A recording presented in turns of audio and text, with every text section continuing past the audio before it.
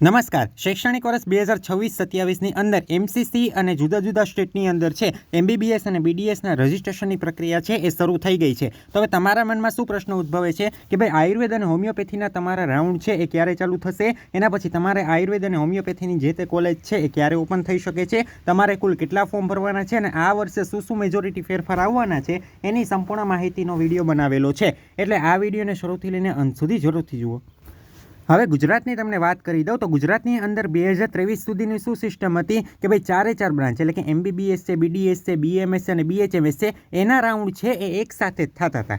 એનો મતલબ એમ કે તમારે આ 4 બ્રાન્ચમાંથી કોઈ પણ બ્રાન્ચમાં એડમિશન લેવું હોય તો તમારે લોકોએ એક જ કોમન ફોર્મ છે એ ભરવું પડતું. પછી 2024માં છે એમાં થોડોક છે એ સુધારો આવ્યો હતો. એમાં તમારા લોકોનું જે સૌથી પહેલું અત્યારે તમે જે ફોર્મ ભરો છો ને એમબીબીએસ બીડીએસનું એની સાથે સાથે જ છે એ બીએમએસ અને બીએચએમએસનું રજિસ્ટ્રેશન ચાલુ કરેલ હતું અને પહેલો બીજો રાઉન્ડ છે એમબીબીએસ બીડીએસના હતા તથા ત્રીજો ચોથો છે એ આયુર્વેદ અને હોમિયોપેથીના ચાલુ થતા હતા. ક્લિયર થઈ ગયું. હવે 2025ની અંદર શું થયું કે સૌથી પહેલું રજિસ્ટ્રેશન અત્યારે તમે કેમ એમબીબીએસ બીડીએસનું પહેલું રજિસ્ટ્રેશન કરો છો ગુજરાતની અંદર, તો એ રીતે રજિસ્ટ્રેશન ભેગું હતું.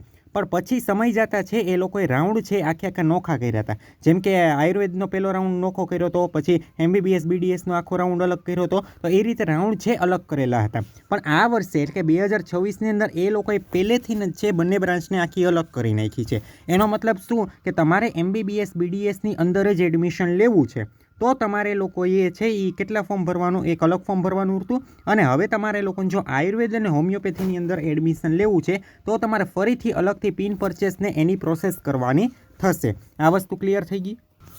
હવે ગુજરાતની અંદર આનાથી છે એ બહુ મોટો એ ચેન્જીસ આવવાનો છે. શા માટે ચેન્જીસ આવવાનો છે તો કે તમને ખબર છે કે ભાઈ 2025ની અંદર છે એ બધા લોકોનું મેરિટ લિસ્ટ છે એ એક સાથે જ આવતું. એનો મતલબ એમબીબીએસ છે, બીડીએસ છે, બીએમએસ અને બીએચએમએસ છે આ બધાનું કમ્બાઇન્ડ મેરિટ લિસ્ટ આવતું. એની અંદર ગુજરાત રેન્ક અને કેટેગરી રેન્ક છે એ આવતો. પણ હવે આ વર્ષે શું થશે કે તમે લોકોએ જો એમબીબીએસ અને બીડીએસ માટે રજિસ્ટ્રેશન કર્યું છે તો તમારો અલગ ગુજરાત રેન્ક આવશે અને અલગ કેટેગરી રેન્ક આવશે. એ રીતે તમે લોકો જો આયુર્વેદ અને હોમિયોપેથીની અંદર તમે લોકો રજિસ્ટર કરાવતા હોય તો એની અંદર શું સ્થિતિ થશે કે એની અંદર પણ તમારે છે એ બધા રેન્ક અલગ અલગ આવશે.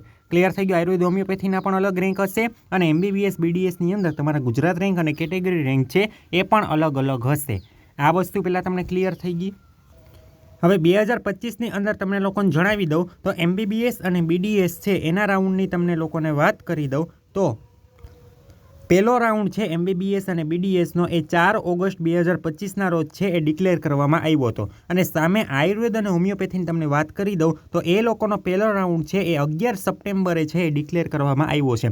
તો તમે જોઈ શકો છો કે 1 મહિના જેટલું અંતર છે એ આમાં રાખવામાં આવ્યું છે. એટલે આ વર્ષે પણ આપણે એવું ધારી શકીએ કે તમારી જે પ્રોસિજર છે એ 25થી 30 દિવસ સુધી છે એ એમબીબીએસ અને બીડીએસથી લેટ ચાલી શકે.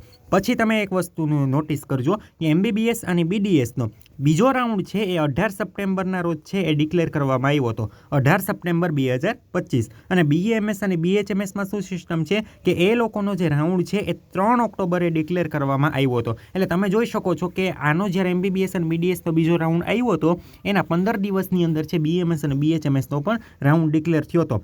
હવે જો ત્રીજા રાઉન્ડમાં આખું સિસ્ટમ છે એ બદલાઈ ગઈ હતી. કઈ સિસ્ટમ બદલાઈ ગઈ હતી કે એ લોકોએ છે ને ચોઇસ ફિલિંગની તારીખ સતત એ લોકો લંબાવતા હતા એમબીબીએસ અને બીડીએસ. પછી શું થયું તો કે બીએમએસ અને બીએચએમએસ છે ને એનો ત્રીજો રાઉન્ડ 18 ઓક્ટોબરે ડિક્લેર કરવામાં આવ્યો હતો અને આનો એના પછી ડિક્લેર કરવામાં આવ્યો હતો.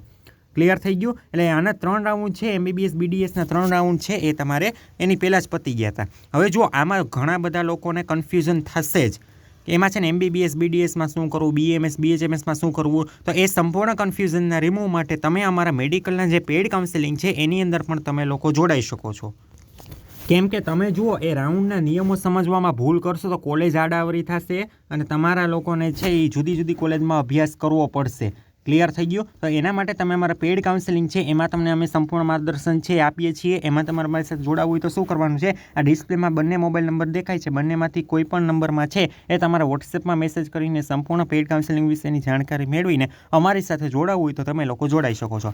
ક્લિયર થઈ ગયું. જો હું તમને એ જ કહું છું કે જો તમને પ્રોપર કાઉન્સેલિંગમાં ખબર પડે છે તો ઠીક છે. માની લો કે તમને થોડોક પણ ડાઉટ રહે છે અથવા કાઉન્સેલિંગમાં ખબર ના પડતી હોય તો તમે લોકો છે એ અમારી સાથે પેઇડ કાઉન્સેલિંગમાં છે જોડાઈ જજો. અમે તમને સંપૂર્ણ પહેલેથી લઈને છેલ્લે સુધીનું માર્ગદર્શન છે એ આપશું. ક્લિયર થઈ ગયું. એટલે આ રીતના આખા રાઉન્ડ છે એ જાહેર કરવામાં આવ્યા હતા. આ વસ્તુ તમને ક્લિયર થઈ ગઈ. હવે તમને લોકોને ઇમ્પોર્ટન્ટ વેબસાઇટ છે એ વિશે હું તમને જણાવી દઉં.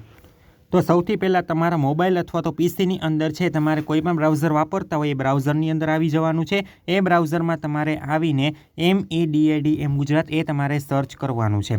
જેવું સર્ચ કરશો એટલે તમારી સામે આ રીતનું પેજ છે ઓપન થશે. એની અંદર અંડર ગ્રેજ્યુએટ એડમિશન તો આ 2 કોલમ છે એ તમારા માટે અવેલેબલ હશે, આયુર્વેદ અને હોમિયોપેથી. તો આમાં પણ તમારે કઈ રીતે સિસ્ટમ છે એ તમે લોકો સમજો. મેં તમને આની પહેલાં પણ કીધું હતું કે ભાઈ કોઈ પણ ગવર્મેન્ટ ઇન્સ્ટિટ્યૂટ હોય એમાં 85% સીટોમાં કોને એડમિશન મળે, પર્ટિક્યુલર જે તે સ્ટેટના સ્ટુડન્ટ હશે એ લોકોને જ એડમિશન મળશે. એટલે તમારે લોકોને પર્ટિક્યુલર 85%ની અંદર ભાગ લેવો છે તો તમારે લોકોએ આયુર્વેદ અને હોમિયોપેથીની અંદર છે એ રજિસ્ટ્રેશન કરાવવાનું રહેશે. આ વસ્તુ પહેલાં તમને ક્લિયર થઈ ગઈ. હવે તમારે લોકોને જો એ સિવાય પણ 15% સેલ્ફ ફાઇનાન્સ AIQ આયુર્વેદ અને હોમિયોપેથી. હવે આનો મતલબ શું છે એ તમને કહી દઉં. હવે જો તમારે ગવર્મેન્ટ સીટ છે તમે 85% સીટો તો વહી ગઈ. હવે 15% સીટો છે, હવે 15%માં તમારે એડમિશન લેવું છે તો તમારે એમ કે તમે MCCમાં ભરો એ રીતે આમાં AACCCની અંદર છે એ તમારે લોકોએ ફોર્મ ભરવાનું થશે. એ હું તમને હમણાં વેબસાઇટ છે એ બતાવી દઉં કે જેથી તમને ખ્યાલ આવી જાય. પણ હવે જો આયુર્વેદ અને હોમિયોપેથીમાં એક બીજો પણ નિયમ છે કે એમાં છે ને 15% સીટો છે એ બહારના રાજ્યના સ્ટુડન્ટ હોય એના માટે પણ અનામત રાખતા હોય છે. એટલે તમારે લોકોને છે ગુજરાતના સ્ટુડન્ટ છે એ પણ 15% સેલ્ફ ફાઇનાન્સ ઓલ ઇન્ડિયા કોટાની અંદર છે પાર્ટિસિપેટ કરી શકે છે. એની અંદર તમારું જે ફીનું ધોરણ હોય છે ગવર્મેન્ટ કોટામાં જે ફી હોય એના સમકક્ષ જ હોય છે. ક્લિયર થઈ ગયું? એટલે તમારે જો આ 85%માં ભાગ લેવો છે ગવર્મેન્ટ વત્તા પ્રાઇવેટ તો એની અંદર તમારે આની અંદર રજિસ્ટ્રેશન કરાવવાનું છે. અને આપણા ગુજરાતની અંદર જેટલી પ્રાઇવેટ કોલેજ આવેલી છે BAMS અને BHMSની એની 15%, તો એની અંદર તમારે લોકોએ છે AIQની અંદર આ રજિસ્ટ્રેશન કરાવવાનું થશે. ક્લિયર થઈ ગયું? હવે વાત આવે છે આપણે ગવર્મેન્ટ. તો ગવર્મેન્ટમાં તમારે 15%, એટલે તમને એવું મન થયું કે ભાઈ ઉત્તર પ્રદેશમાં પર્ટિક્યુલર આ ગવર્મેન્ટ કોલેજ સારી છે અને મારે એમાં એડમિશન લેવું છે તો તમારે શેની અંદર રજિસ્ટ્રેશન કરવાનું થશે? AACCCની અંદર છે એ રજિસ્ટ્રેશન કરાવવાનું થશે. હવે તમારી છે સામે આ રીતની વેબસાઇટ છે એ ખુલી ગઈ છે. એની અંદર તમે જોઈ શકો છો AACCC. તો આ તમારી પાસે ખુલી ગયું. હવે તમને ખબર છે કે ભાઈ MBBS અને BDSની આખી જે પ્રોસિજર થાય છે એ કોના આધારે થાય છે? તો કે MCCના સમયપત્રક મુજબ થતી હોય છે. તો એ રીતે તમારે લોકોને આયુષની અંદર છે એ તમારે AACCC છે એ તમારે ઓપન કરવાની થશે.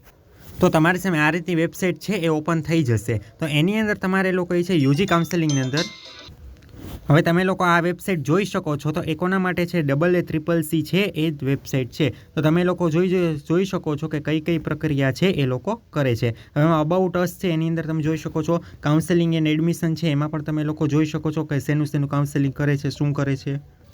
ઓકે, તો આ રીતે તમે લોકો છે એ જોઈ શકો છો. કાઉન્સેલિંગ ટાઈપ અને રાઉન્ડ છે એવું હશે ને તો આના ઉપર હું એક ડિટેલમાં વિડીયો બનાવી દઈશ. ક્લિયર થઈ ગયું? પછી તમે 3 ડોટ ઉપર જશો તો એમાં UG કાઉન્સેલિંગ લખ્યું છે ત્યાં તમારે લોકોએ જવાનું છે.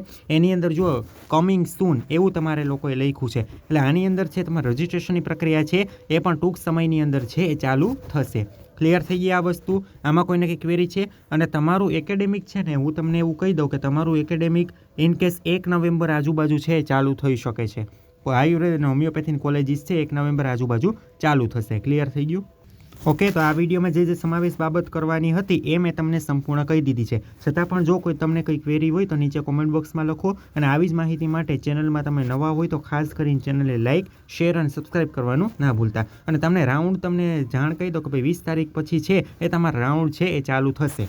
20/8 પછી તમારો રાઉન્ડ છે એટલે કે હજી તમારે ફોર્મ ભરાશે. ફોર્મ ભરવા માટે પણ 15 દિવસ આપશે. એટલે 20 તારીખ પછી તમારા લોકોનું રજિસ્ટ્રેશન છે ચાલુ થઈ શકે છે. અને વધુ માહિતી માટે તમે અમારા પેઇડ કાઉન્સેલિંગ છે એની અંદર પણ જોડાઈ શકો છો. મેં તમને જે પ્રમાણે કીધું છે એ પ્રમાણે ડિસ્ક્રિપ્શનમાં પણ મોબાઈલ નંબર આપી દીધા છે.